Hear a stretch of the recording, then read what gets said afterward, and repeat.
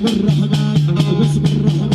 يا بني السور يا سيدي حسن من اهل العصيان هو الخلاق هو الرزاق هو العتاب عبد ويا كان يا الراس شهيد يا مشيبوشان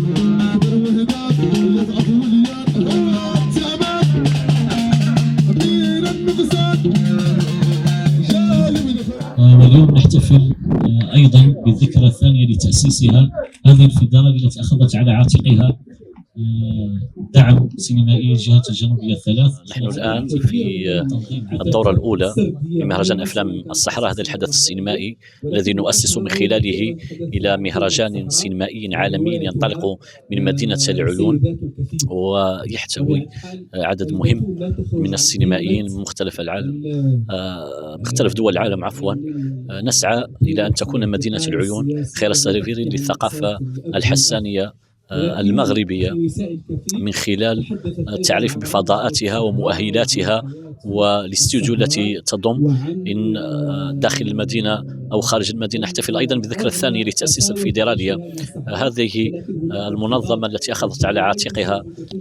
الترافع عن سينمائي جهات الصحراء الثلاث، ثم تنظيم عدد من التظاهرات سواء تعلق الأمر بلقاءات تواصلية وندوات أو دورات تكوينية، ثم المشاركة في عدد مهم من المهرجانات السينمائية داخل وخارج أرض الوطن. سعيد أنني نشارك اليوم في الدورة الأولى التأسيسية لمهرجان أفلام الصحراء، وهذه بادرة طيبة دارتها الفيدرالية تمهني السينمائيين والسمع البصري في الأقاليم الجنوبية، وكنظن بأنه آن الأوان أنه يكون مهرجان قائم الذات يحتفل بتمة الثقافة الحسانية وبالصحراء في السينما الوطنية المغربية. فبالتالي هذه بادرة اللي نتمنى أنها تستمر وأن تكاتف المجهودات لمساندة هذا المهرجان الفتي من أجل أن يدخل شبكة المهرجانات الوطنية بكل قوة.